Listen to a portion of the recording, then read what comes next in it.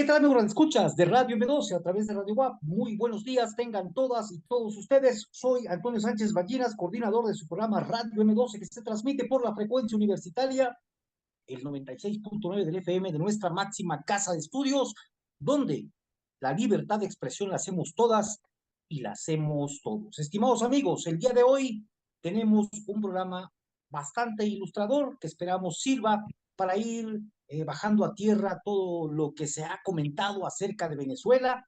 Hemos visto, hemos escuchado en diferentes medios de comunicación, ya sea los tradicionales, los chayoteros, como los independientes y alguno que otro medio de información perdido en el espacio que no sabe ni para dónde ver, pero que es importante ir aclarando las paradas acerca de lo que ocurre en el hermano país de Venezuela, lo que ocurrió también con respecto a las cuestiones electorales, donde diversos países latinoamericanos expresaron su opinión, unos condenando las elecciones en Venezuela, otros de alguna manera respaldando el proceso democrático que vive este país, el proceso democrático revolucionario que vive este país, y otros como nuestro país, esperando, como nuestro gobierno, el gobierno de México, esperando los resultados para expresar su postura acerca de lo que ocurre en Venezuela, donde la revolución bolivariana va caminando y donde el chavismo lleva ya cerca de 3 décadas realizando acciones en beneficio del pueblo que a muchos disgusta, principalmente a los imperios, al imperio de Estados Unidos, uno de ellos que a través de sus títeres en América Latina, pues argumentaron el hecho de que en Venezuela había existido un fraude electoral que derrotó a la derecha. Pero esto es así realmente. Podemos tener opiniones diversas a partir de lo que encontramos en las redes, de los comentarios que se observan para bien, para mal, a favor, en contra. Sin embargo, el día de hoy vamos a platicar con Quetzali Sarabia Amador.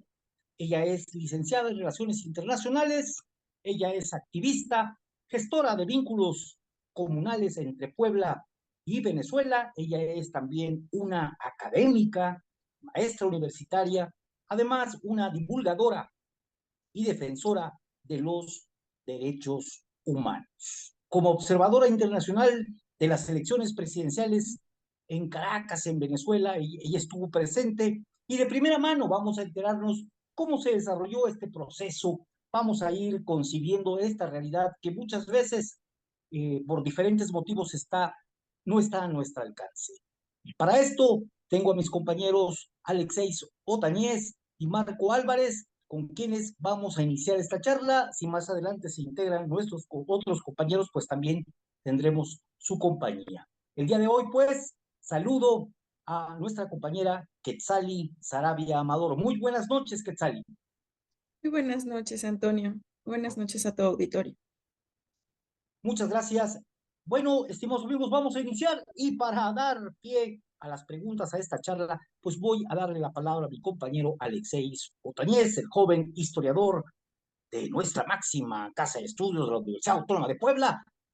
Venga, Alexei, adelante.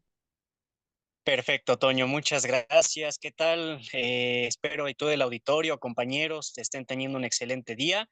Y pues bueno, arrancar con esta entrevista. Venezuela sigue siendo noticia y más ahorita en esta semana que se ratificó el triunfo del presidente Nicolás Maduro para encabezar a la nación bolivariana del periodo de 2025 a 2031.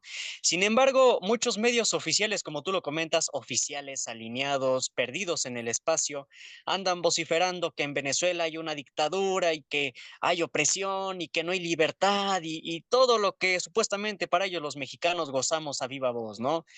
Digo, si hubiera una dictadura, para empezar, no hubiera tantos partidos políticos, ¿no? En Venezuela hay 32 partidos políticos, y pues entre esos 32 partidos hubo, si no mal recuerdo, 8 candidatos, entre los que estuvo Nicolás Maduro y este señor Edmundo González, y pues otros más, ¿no?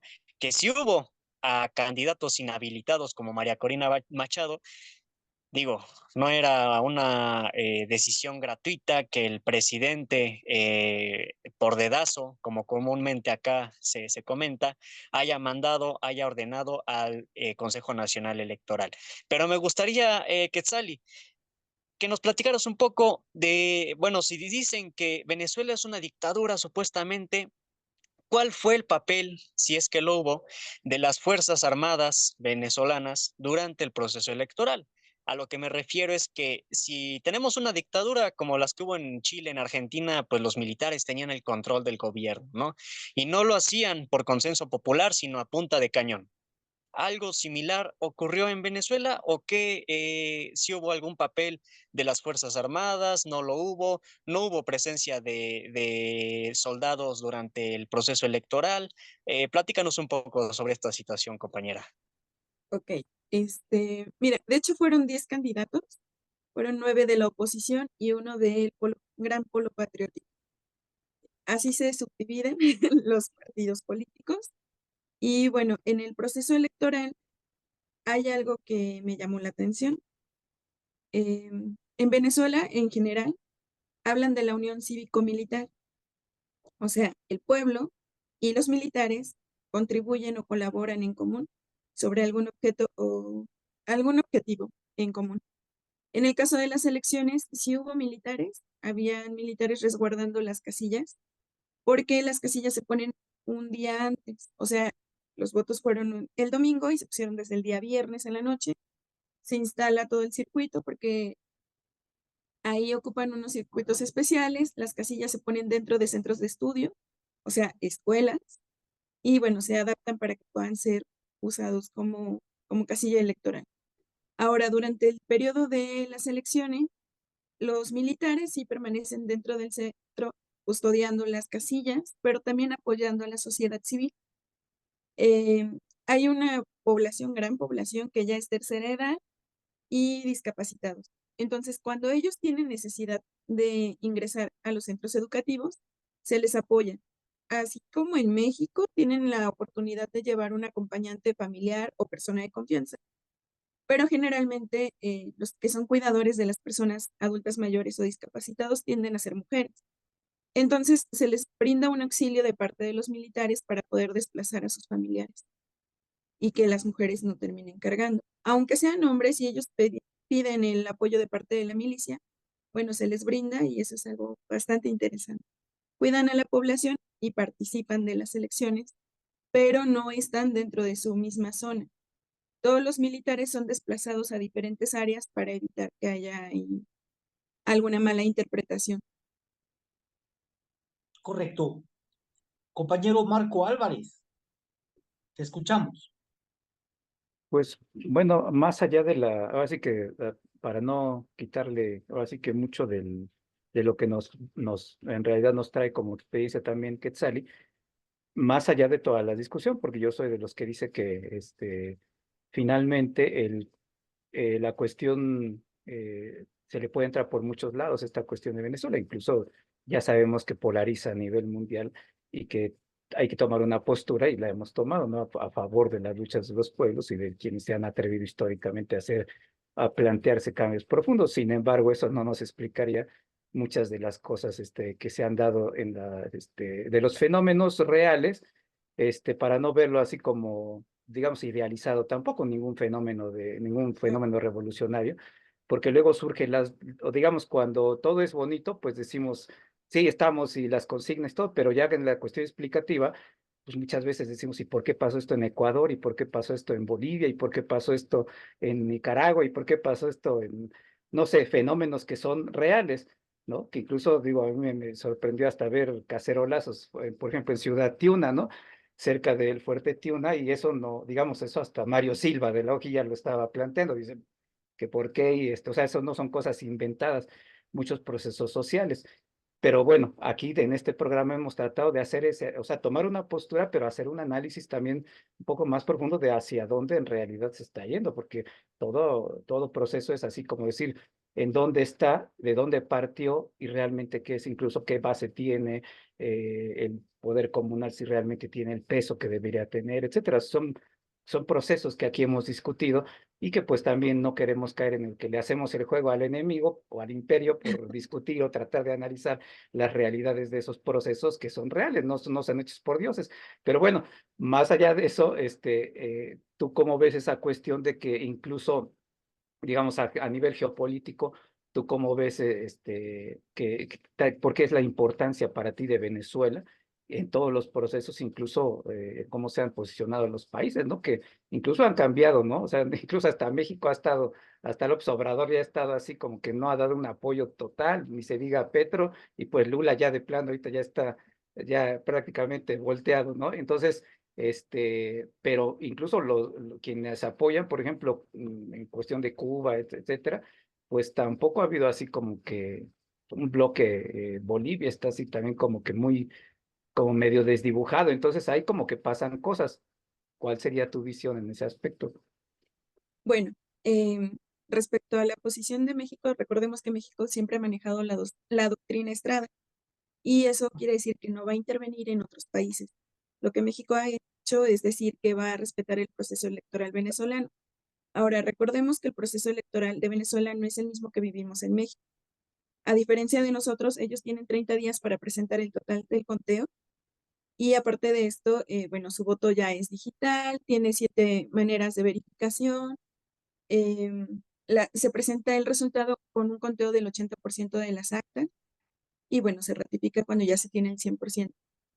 En este caso, aparte de eso, pues se hizo lo del Tribunal Superior de Justicia, donde se hace la apelación para que se haga un conteo con las actas que tienen los diferentes partidos políticos, que a ellos se les entrega un bonche de copias donde les dan el comprobante de los votos que ha habido y bueno, es un comprobante final que dan las máquinas donde se ejercieron los votos. Eso en general. En particular, en cuanto a lo que me preguntaba sobre la situación geopolítica, Venezuela es muy importante porque ha sido un ejemplo, pese a tener las sanciones económicas, ha logrado salir adelante y en la región es uno de los países que, bueno, tiene más petróleo en el mundo, tiene tierras extrañas como coltán, como algunos de los minerales que se ocupan para paneles solares. También tiene muchísimo acceso al agua, a recursos naturales. eh, bueno, hay desierto, lo cual permitiría el uso de energías renovables o las llamadas energías verdes. Y bueno, también podría ser un ejemplo para lo que es el continente latinoamericano, para que no promuevan ideas de izquierda, bueno, mal llamadas de izquierda, ¿no? Que aquí se está apelando a un socialismo comunal. También hay que hablar de esto. Las comunas no están en todo Venezuela, es un proyecto que va en diferentes etapas. Ahorita está en su tercera etapa, que es el Consejo Comunal y es el Ministerio de Comunas, que es una unidad de comunas en general, pero todavía falta ir avanzando en el proyecto, que son las que van a tener elecciones este día domingo próximo. Y creo que con eso respondo tus preguntas. No sé si quieras que aborde algo más. Por supuesto, sí, está quedando muy clara la respuesta, Quetzali. Y bueno, ya está con nosotros nuestro compañero Tonatiuh Sarabia. Tonatiuh, estamos a punto de ir a un corte, pero sí me gustaría que dejaras la pregunta establecida para que regresando del corte, nuestra compañera Quetzali pudiese contestar. Adelante, Tonatiuh, te escucho. Estamos a 2 minutos y medio de ir al corte. Ok, bueno, primero que nada, muy buenos días a todo el auditorio, muy buenos días a ustedes y una disculpa por la tardanza. Bueno, a ver, estamos en una situación compleja donde Estados Unidos necesita tener victorias y está al borde de una guerra civil con sus elecciones internas. Y bueno, como ya decía Marco, estamos en una situación geopolítica donde distintos países latinoamericanos que hace algunos años apoyaban abiertamente a Venezuela, hoy pareciera que están titubeando. ¿Qué es el futuro de Estados Unidos si no logra concretar los planes que está tratando de implementar por la vía de esta señora Machado, que es un Guaidó un Guaidó 2.0. ¿Y qué es lo que Venezuela está proyectando en caso de que Estados Unidos plantee invadirlos militarmente, ya sea a través de las propias Fuerzas Armadas de Estados Unidos o de algún país que esté en la periferia, que está pues ahí amagándolos, ¿no? Sería esa la pregunta que yo tengo. Correcto. Ok. Ahí queda la pregunta, estimada Quetzali. Si no lo permites, vamos a ir a un corte. Vamos a un corte, estimados amigos, y volvemos.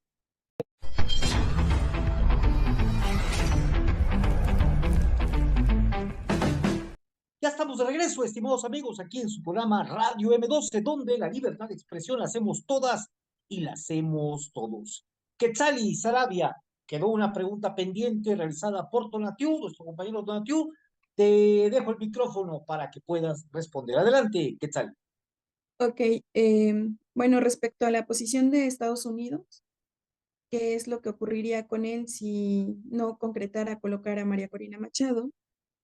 Bueno, veamos que también este año es un año importante para Venezuela porque está la posibilidad de agregarse a los BRICS. Entonces eso permitiría en la injerencia de nuevos países, generando una merma en el poder de Estados Unidos sobre el continente latinoamericano y bueno, ampliando la posibilidad de un mundo multipolar. Hablando también económicamente, sería un golpe para su moneda, porque recordemos que estamos en un proceso donde se fortalecería la moneda venezolana, el bolívar, que actualmente, bueno, ha tenido mucho sufrimiento gracias a las 935 sanciones económicas que Estados Unidos ha impuesto, porque recordemos que el único país que pone sanciones económicas o mal llamados bloqueos, pues es Estados Unidos. Eh, ¿Qué plantea Venezuela si llega a tener una invasión militar? Bueno, aquí juega parte lo que les mencionaba hace un rato. En Venezuela existe una unión cívico-militar miliciana también, y eso es algo bastante interesante. La gente está dispuesta a proteger su patria. No hace mucho, me parece que en 2019, Estados Unidos quiso jugar a llevarles alimentos y ayuda humanitaria a Venezuela. Y la sociedad civil se coordinó y en el puente que colinda entre Colombia y Venezuela los repelió. Les pidió que no llevaran ayuda humanitaria porque en realidad eran migajas, era algo bastante ridículo, porque Venezuela tiene buena, una buena posición alimenticia, por así decirlo. Ahorita voy a ahondar en el tema. Y entonces corrieron esta ayuda humanitaria y fue la población civil. Después fue acuerpada, sí, por la milicia, pero quien estaba al frente, quien coordinó todo, fue la sociedad civil. Entonces, eso nos demuestra que dentro de Venezuela hay un plan de acción, que no es solamente la fuerza militar la que protege al país, sino la misma población. Y eso habla bastante del empoderamiento que hay como partícipes de la sociedad. Correcto, Quetzali. Una pregunta que yo quiero hacerte, Quetzali. Claro. ¿Hubo o no hubo fraude en Venezuela, fraude electoral, y por qué? Bueno, hace un rato mencionaba yo que los procesos electorales no son los mismos. Afortunadamente, este año tuve la oportunidad de ser primer escrutador en México en las elecciones y esto me permitió tener una comparativa entre los dos procesos electorales. Lamentablemente, México no tiene tanto avance en cuanto a cómo ejecuta su voto. En el caso venezolano, sí es digital, pero no está vinculado a Internet. Eh, Creo que ya conocen, quiero pensar que ya conocen esto. Cuando tú llegas al centro educativo donde te toca realizar tu voto, encuentras unas listas a la entrada. En ellas están subdivididos por orden alfabético las mesas. Generalmente son de 5 a 8 mesas donde puedes ejercer el voto. Una vez que localices cuál es la que te toca, pasas a la casilla o al salón y encuentras al UCI, que es un funcionario que el CNE pone. Son 3 funcionarios los que hay en la mesa. La mesa no es como aquí en México que solo ponen una mesa larga, sino que es un circuito en forma de herradura. En esta mesa tú vas a presentar tu DNI, tu cédula o DNI, que sería un símil a lo que nosotros manejamos como la CURP, pero con fotografía. Es como la unión de la CURP y el INE para nosotros los mexicanos. ¿Y qué es lo que va a hacer? Bueno, con eso te vas a identificar el UCI va a teclear en una especie como de calculadora grande el número de cédula, va a aparecer tu nombre en la pantalla. Una vez que te identifica, tienes que ingresar tu huella digital. Y cuando tú ingresas la huella digital, puedes pasar al siguiente módulo, que es la computadora. Para esto, la computadora, mientras no estén ejerciendo el voto, está bloqueada. Nadie puede tocarla, nadie puede moverle nada. Solamente se activa cuando se ingresan las cédulas.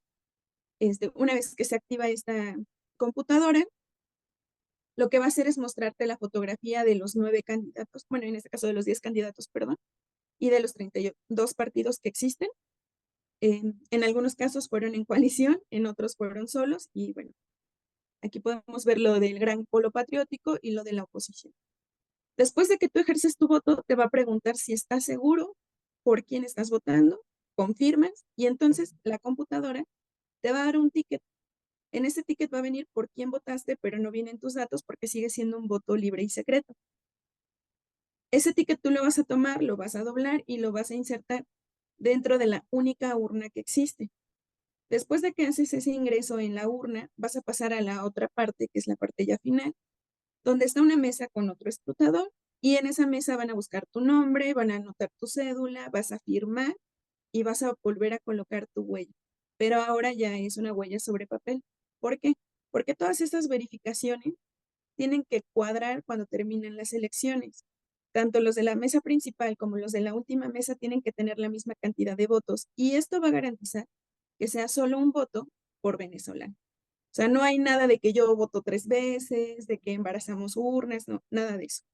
Ahora, todo esto ocurre delante de los observadores, pero no solo éramos los observadores internacionales, que éramos de 110 países diferentes, y que, bueno, eso nos permitía estar en los 5 continentes, y todos estábamos hablando de cómo se dan los procesos electorales en cada país, porque ninguno es similar, completamente similar al que existe en Venezuela. Había observadores locales que eran de parte de los partidos políticos. Estaba la observadora de la oposición, y bueno, en el caso de las 4 casillas que a mí me tocaron en el barrio de Petare, que además es el barrio más largo de América Latina, estaba la observadora del polo patriótico y la observadora de la oposición. Estaban sentadas juntas, cada una tenía su libreta de incidencias por si había algo que anotar, y bueno, estaban conviviendo tranquilamente. Ahora, algo que se me estaba olvidando decir, cada centro electoral tiene un técnico porque las computadoras no pueden fallar. En el momento se tiene que resolver y todos tienen que poder ejercer su derecho al voto. ¿Cómo funcionan las computadoras? Las computadoras no funcionan a través de Internet. Sin embargo, en tiempo real están transmitiendo la información de cómo se está ejerciendo el voto, pero lo hacen mediante cables. No sé si recuerden que hace algunos años aquí en México pues usábamos la telefonía con unos cables. Bueno, es un proceso similar. Ahora, ¿qué ocurre si se va la luz en Puebla? Bueno, en México ya nos ha pasado que se nos va la luz y cambiaron al ganador. Bueno, aquí no puede ocurrir porque las computadoras tienen un almacenamiento energético que permite que tengan una vida de 4 horas. Entonces, en 4 o 6 horas te da perfectamente el tiempo de poder arreglar el problema que tengas, pero como no tiene internet, no tienes acceso a los votos que se están ejerciendo, o sea, están protegidos. Eso en caso de que se fuera la luz. En caso de lo que decían de que, estuvo fraude porque no se dio en tiempo real el conteo de votos. Bueno, lo que pasa es que lo que hicieron fue hackear la transmisión en vivo donde el CNE, que es el único organismo en Venezuela autorizado para hablar de las elecciones, transmitiera el resultado del conteo del 80% de los votos. Entonces, el voto pues estuvo protegido, nunca se tocó, no fue hackeado el voto como tal. Lo que se evitó fue la publicación de los resultados. Eso sí fue hackeado, fue saturada la línea de internet, y bueno, ese momento fue aprovechado por algunos para hacer su publicación de actas. Ahora, ahí viene otra parte que también se diferencia con México. En Venezuela no se suelen publicar las actas porque son documentos particularmente para el CNE. El CNE es el único que tiene autorización de utilizarlos, manipularlos y escrutarlos. Si uno decide como civil hacer público esto, estás infringiendo la ley. Ahora, decían, bueno, es que hay una página donde los publicaron y demás. Sí, pero las actas que publican no son las reales. ¿Por qué? Porque las actas, al finalizar las elecciones, se le entregan a cada partido político y el CNE se queda con los originales, se sacan copias, por así decirlo. ¿Qué es lo que va a ocurrir? Que cuando se les entrega, cada partido tiene que firmar de conformidad con la información que están recibiendo, de que ellos estuvieron presentes, de que no tienen ningún problema con cómo se llevó a cabo la elección. Cada juego tiene que coincidir con el que tiene el otro partido porque es el mismo juego que tiene el CNE y es el mismo resultado que sale de las máquinas y el mismo resultado que está en los dos candados previos, los dos de las huellas digitales que les comentaba. Entonces, el sistema electoral venezolano está bastante blindado como para que podamos decir que ha recibido alguna manipulación o algún hackeo. Ahora, en cuanto a la página famosísima, ya se hicieron escrutinios y justo fue parte del Tribunal Superior de Justicia y también algunos ingenieros en sistemas computacionales que por su cuenta lo hicieron y ellos planteaban, bueno, ¿por qué es que la gente muerta vota? Porque hay muchas personas que ya fallecieron hace 5 o 6 años que aparecían en las listas como que habían votado, caso que no es muy ajeno en México. ¿Por qué los QR salen a la mitad o les falta una parte o no son posibles de leer? Cuando dentro de las actas del CNE el QR tiene que ser legible. ¿Por qué las actas no tienen las firmas de todos los participantes de los partidos políticos? Y entonces esto deslegitima el 80% de las actas que aparecen en esta página famosísima. Ahora, ¿por qué el PSUV no hizo públicas las actas? Bueno, porque el CNE tiene un reglamento que lo regula porque es un organismo independiente, no es dependiente del gobierno directamente. Y en este reglamento, en el artículo 135, dice que no puedes hacer pública la información que le pertenece al CNE hasta que el CNE haya decidido publicarlo, porque si no estás interfiriendo con la soberanía del país. Entonces, por eso ningún otro partido político, ni el PSUV, ni el Partido Comunista, o sea, ningún otro partido, bueno, ni siquiera ahora, subieron sus actas. Si se dieron cuenta, solo hubo un candidato que lo hizo. Y bueno, así es como funciona el proceso electoral en Venezuela. Correcto, se antoja con muchos candados y muchos medios de seguridad como para apelar a un fraude como parte de la victoria del candidato de la derecha o como parte de la victoria del candidato Maduro. Se antoja un poco difícil, pero bueno, ahí está con claridad cómo funciona el sistema electoral venezolano que dicen que es de los mejores del mundo. ¿Qué tal? Claro, y ahora también hay que ver que justo el recurso que interpuso Maduro ante el Tribunal Superior de Justicia hizo eso, llamar a los partidos políticos que tenían las copias firmadas a que los llevaran y se hiciera un escrutinio. No todos lo presentaron, pero los que presentaron lograron que la cantidad de firmas, de votos y todo cuadrara. Entonces eso nos dio el resultado que el día de hoy nos hicieron público y que ratificó el triunfo de Nicolás. Correcto. Estamos a escasos 5 minutos de irnos, 4 minutos de irnos al corte. Alexei, te dejo para que argumentes y dejes la pregunta establecida antes de volver a irnos al corte. Adelante, Alexei. Perfecto, Toño, muchas gracias. Bueno, pues me queda claro y espero que igual nos quede claro que en Venezuela hay un sistema democrático, ¿no? Algo que es ajeno a una dictadura. Entonces, por lo tanto, ¿cuál dictadura, señores? Lo que sí me gustaría saber es cómo se elige a los candidatos, ¿no?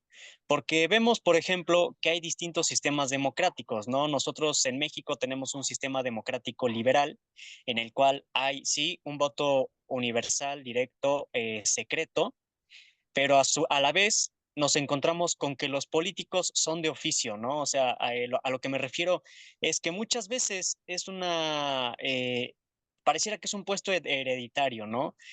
Nos encontramos que tenemos al abuelo, pero que tenemos al nieto y tenemos al bisnieto, que incluso es gobernador y hace años también su antecesor, su antepasado fue gobernador o diputado, o incluso si no ganan algún puesto de representación, pues algo les toca en el gabinete, ¿no? Ya sea federal o estatal. o incluso en Estados Unidos, ¿no? Hay un sistema democrático, yo diría que feudal, porque ni siquiera hay un voto directo, sino que es un voto sectorial. Pero más que nada en Venezuela, ¿cómo funciona la situación de la elección de candidatos? Si bien hay un voto secreto, universal y directo, ¿cómo ocurre la elección de los candidatos? De hecho, mencionabas que va a haber elecciones este domingo sobre las comunas, ¿no? También igual, Ah, no me queda claro qué son las comunas, pero igual, ¿cómo se elige a los candidatos de representación popular? ok. Mira, en Venezuela hay algo que se llaman líderes de calle. Cada calle se coordina entre los vecinos y seleccionan a un líder de calle. Este líder de calle va a representar la opinión sobre la avenida, ¿no? Entonces, se van a sumar todos los líderes de calle y entre ellos van a generar otro líder. Este líder va a representar ya el barrio o parroquia, que allá se les llama parroquias, y así consecutivamente hasta que vamos llegando, bueno, ya a los cargos electorales. ¿Qué es lo que ocurre? Que empiezan desde la parte más baja como líderes de calle haciendo trabajo y ahí es como los van conociendo y van logrando escalar. Ahora, algo que también se me hace súper interesante es que de los sueldos más bajos son los de las personas que se dedican a servir a la nación, porque recordemos que en Venezuela el salario está en bolívares, mientras que la adquisición de algunos productos, bueno, no siempre es en bolívar. Entonces, generalmente es gente que tiene la disposición de brindar su tiempo y su servicio a la comunidad para poder ejercer cargos representativos. Y algo también que me llama mucho la atención es que la mayoría de las líderes de calle son mujeres. Y yo preguntaba, bueno, ¿por qué se da esta casualidad de que sean la mayoría mujeres? Y ellos decían, bueno, es que las mujeres tienen la experiencia de administrar los hogares. Las mejores administrando son mujeres. Entonces nosotros damos prioridad a que haya mujeres líderes de calle que sean representativas y vayan adquiriendo experiencia para ir subiendo en los peldaños eh, de servidor público hasta poder llegar a tener algún cargo como Delcy Rodríguez, que ahorita es vicepresidente en Venezuela. Entonces, Correcto. Ajá, adelante, adelante, ¿qué tal? Te escucho. pues de esa manera es como se eligen. Ahora, las comunas es un proyecto que presenta el comandante Chávez, que es paralelo. Él tenía el proyecto de hacer un estado comunal donde la gente pudiera elegir cuáles eran los problemas que iban a abordar, plantear los problemas reales, no desde la visión de vengo a salvarte, sino desde la visión de yo estoy viviendo lo que está pasando, planteo el problema, planteo un proyecto de solución y luego en asambleas decidimos entre todos cómo se van a abordar y cómo se van a solucionar. Este proyecto funciona paralelo, o sea, trabaja en apoyo con el gobierno, pero no es directo del gobierno. Eso también tiene cierta independencia y les permite mayor disponibilidad. Un ejemplo de esto es la misión de las casas. Ahorita ya se entregó la casa 5.164.000. ¿Qué ocurre? Que las casas no te las venden como aquí en México, que las vas a pagar toda tu vida. Si tienes un dólar te va a costar tu casa. Tú tienes que pagarla porque con ese dinero que se recupera, se van a ir generando nuevas casas para darle a más gente que no tiene. El gobierno te va a apoyar para que tú tengas acceso a esta casa. Y en el caso de las comunas, por ejemplo, los compañeros son activamente actores y algunos deciden, bueno, a mí dame el material, yo tengo el terreno, con esto construyo y con esto logramos generar un fondo de apoyo para la misma comuna. Algunos dicen, bueno, no necesitamos casas, lo que necesitamos es poder sembrar, cosechan café, cosechan los alimentos que ahora tiene Venezuela, porque justo por el bloqueo, bueno, hubo muchos alimentos que dejaron de introducirse al país. Correcto. Bueno, vamos a ir a un corte, compañeros. Regreso contigo, Marco, y contigo, Tonatiu, para pues que le formulen una pregunta a nuestra compañera Quetzali, pero vamos a un corte y volvemos.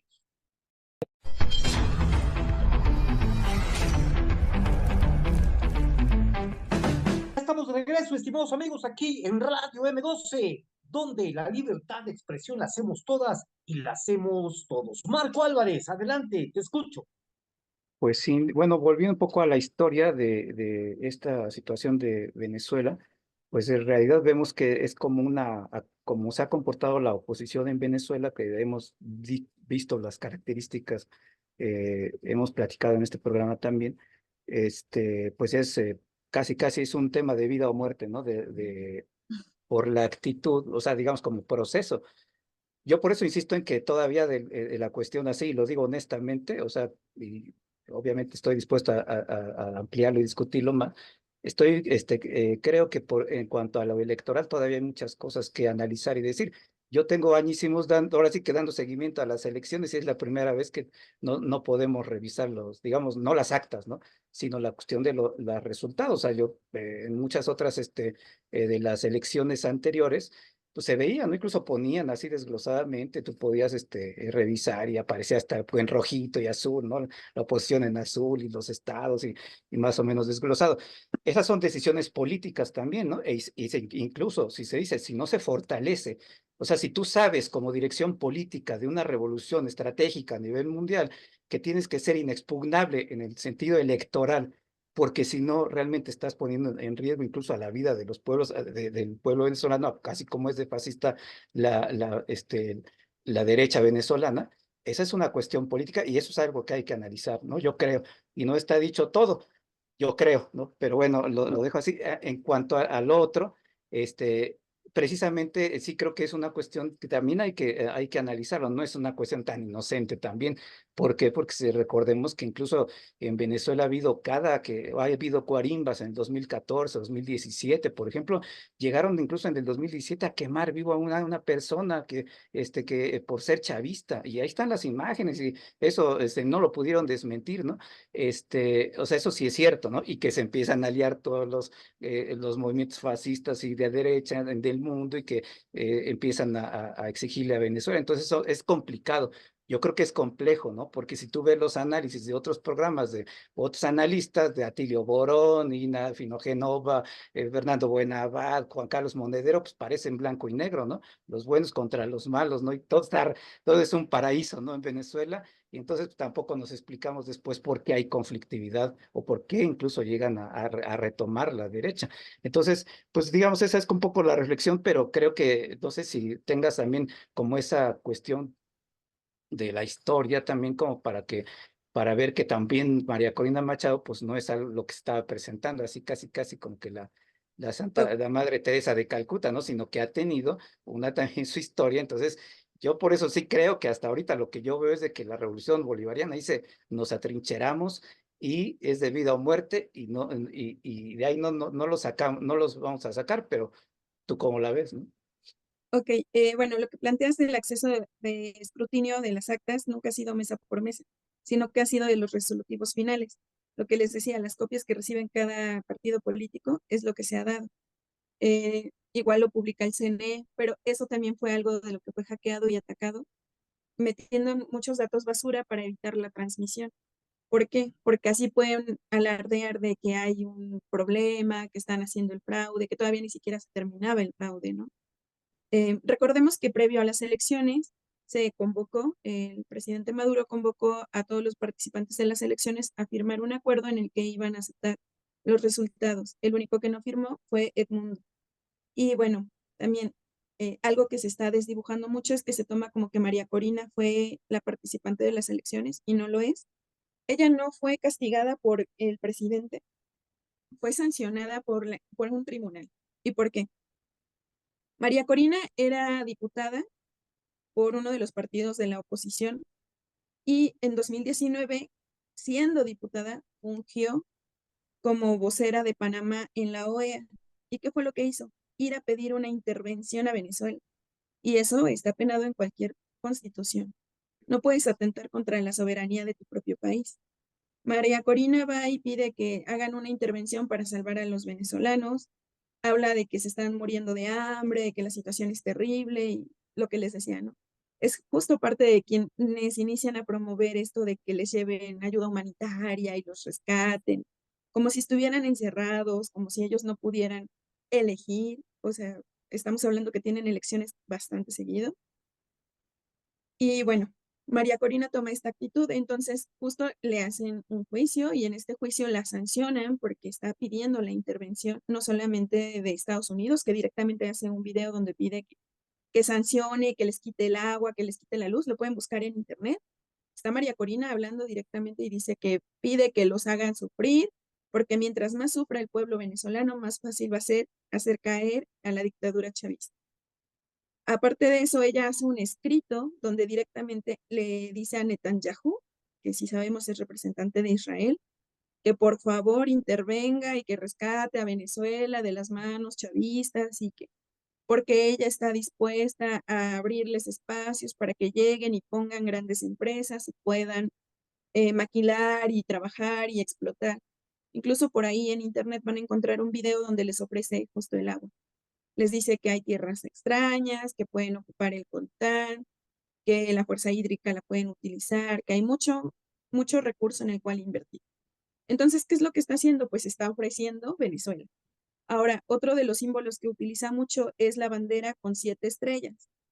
Si recuerdan, no hace mucho pasó un referéndum con el pueblo venezolano donde se abordó el tema del Esequibo.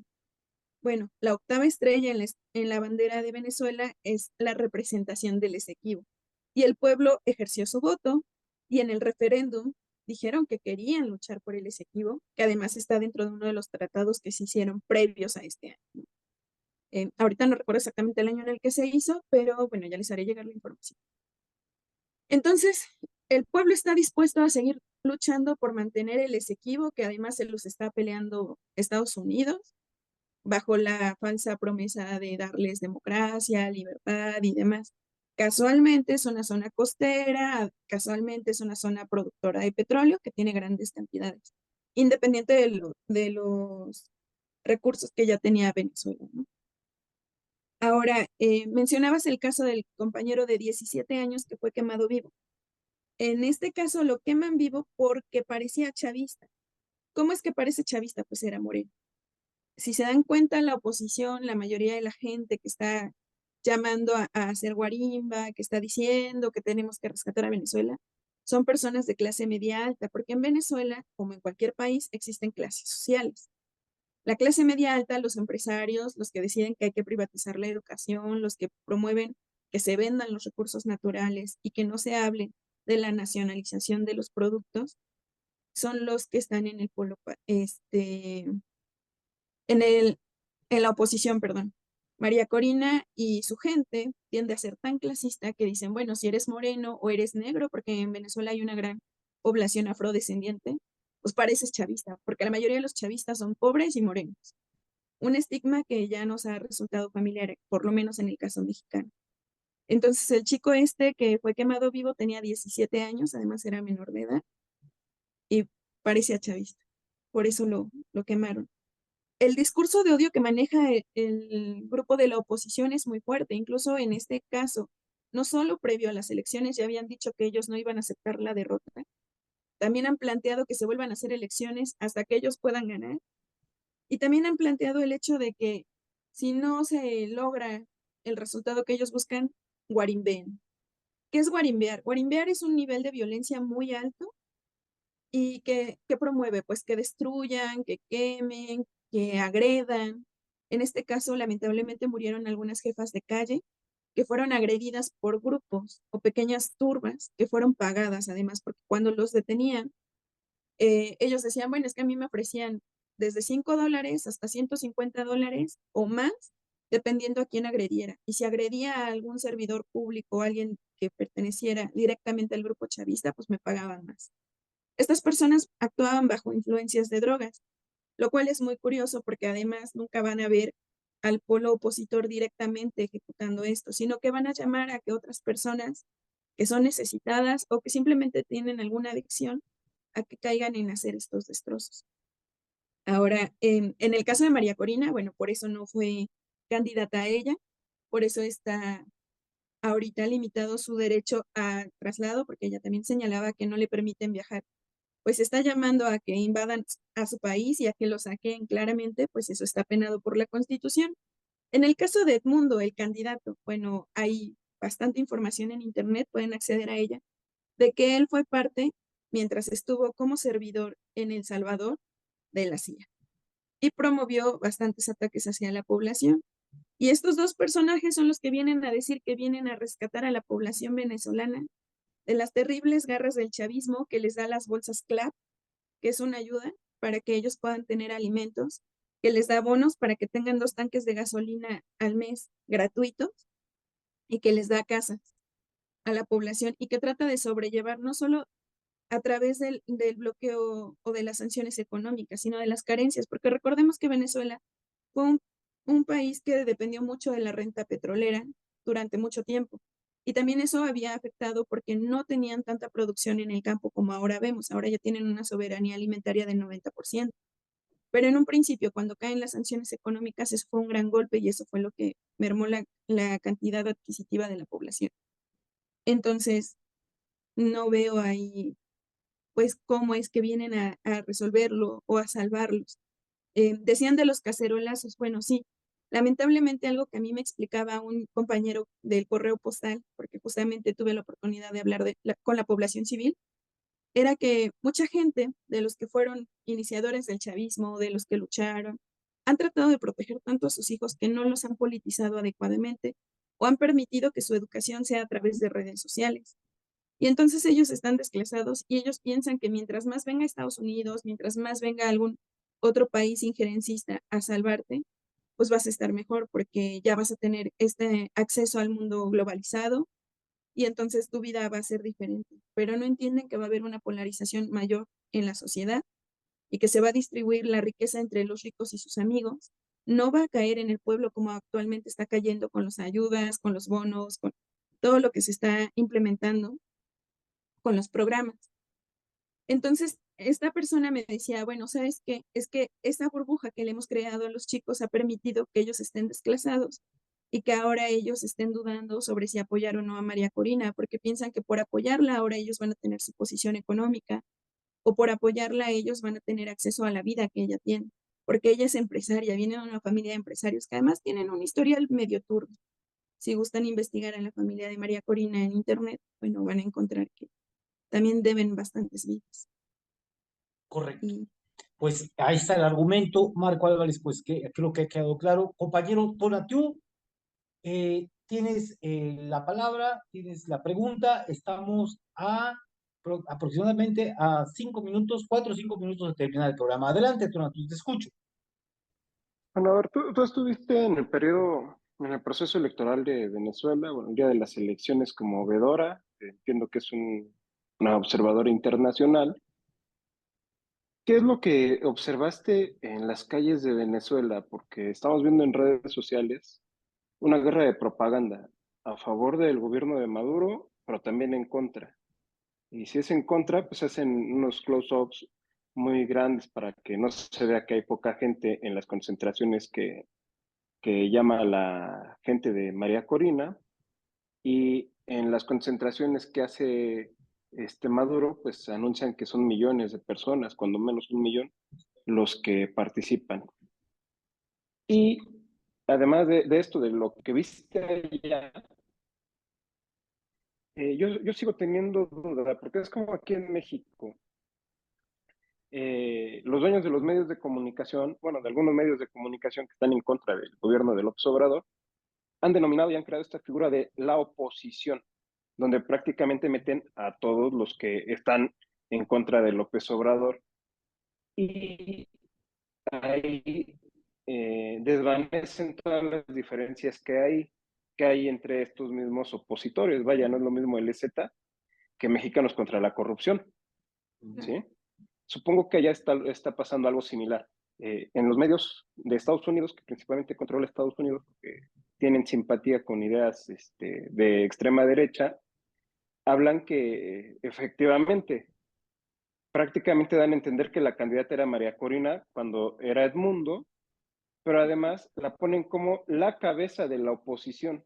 ¿Cuántos partidos de derecha existen en Venezuela? ¿Cuántos partidos de derecha participaron? Y si todos ellos respaldan a María Corina. Esa es la pregunta que tengo, que creo que aquí todavía no nos queda muy claro. ok, bueno, aquí vamos a empezar con Kevin. Kevin, tuve la oportunidad de pasar por el Parque Simón Bolívar, bueno, recorrer un poco de Caracas. Ahí vi la convivencia de la población previo, porque yo estuve una semana. Entonces, los días previos a las elecciones, la gente convivía tranquilamente. Lo vi el día de la elección, al finalizar la elección y días posteriores. Entonces, previo a la elección, pues la gente estaba tranquila, la vida era común. Sí hablaban sobre quién iban a votar, porque es un tema que se maneja mucho. La gente en Venezuela está muy politizada. Hablan de las uniones que hay en cuanto a los partidos políticos o las alianzas, como aquí les llamamos. En cuanto al día de la elección, la convivencia fue la misma, estuvieron tranquilos. Muchos de los llamados oposición decían, bueno, es que vamos a cantar fraude cuando termine esto. Por eso no se firmaron las actas. Y ellos lo decían previo a que terminaran las elecciones, lo cual llamaba la atención. Sí hubo intento de llamar a la desestabilización, pero no fueron correspondidos. Ahí me sorprendió el autocontrol de los grupos chavistas, porque pese a que los agredían directamente, los chavistas decían, no vamos a levantar las manos, no vamos a caer en provocaciones, tenemos que seguir con nuestro proceso democrático. Al finalizar las elecciones, me tocó ver cómo los chavistas celebraban y algunos que estaban a favor de los grupos de oposición estaban muy tristes, lloraban, incluso entre ellos convivían o discutían por qué votaste por Chávez, ¿no? O por qué votaste por el proyecto político que promovía Chávez. Me tocó ver eso y también lo hablaban, no era como que estaban peleando, sino que entre ellos estaban comunicándose. También me llamó la atención que muchos de los que llegaron a ser guarimba, no todos eran venezolanos, la mayoría eran extranjeros de otras áreas. Y los venezolanos que eran algunos que habían sido deportados desde Estados Unidos. Ahora, también me tocó ver el cierre de campaña. En el cierre de campaña me sorprendió, fueron 10 calles las que llenó Nicolás Maduro, entre ellos la calle de Miranda, perdón, que es una de las calles más grandes de Venezuela. Y bueno, si logró llenar la calle más grande más otras 9 calles, es bastante amplia el apoyo de la gente. También me llamó la atención que no era una cuestión de poder o supremacía sobre un partido político, que por ejemplo en este caso el PSV es el partido más grande que hay, que ahorita es el que está gobernando, sino que también estaba el partido ORA, estaba el Partido Comunista, varios partidos, y estaba el UPB, entre otros, ¿no? ¿Y qué hacían? Bueno, se turnaban para ir pasando frente al escenario, para poder convivir todos, para poder formar parte de este cierre de campaña. También eso es algo bastante interesante porque estaban muy organizados para ser tantísima gente. Nunca había visto tanta gente, pese a que he participado de marchas masivas. Creo que es la vez que he visto más gente en mi vida.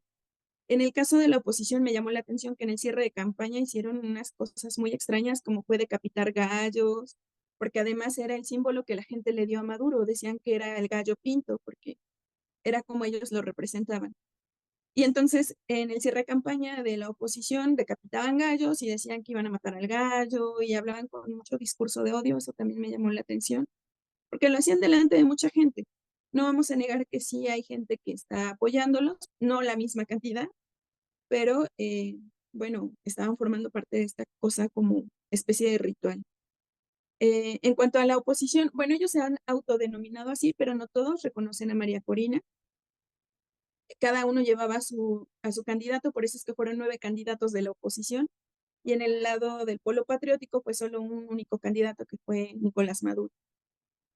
De hecho, lo podemos ver en el resultado. Hoy justamente estaba viendo que uno de los opositores decía, bueno, yo no voy a repeler a lo que está diciendo el tribunal porque el orden de la ley es acatar una vez que ya se hizo una investigación tanto científica como jurídica y bueno, ya hubo un proceso ahí.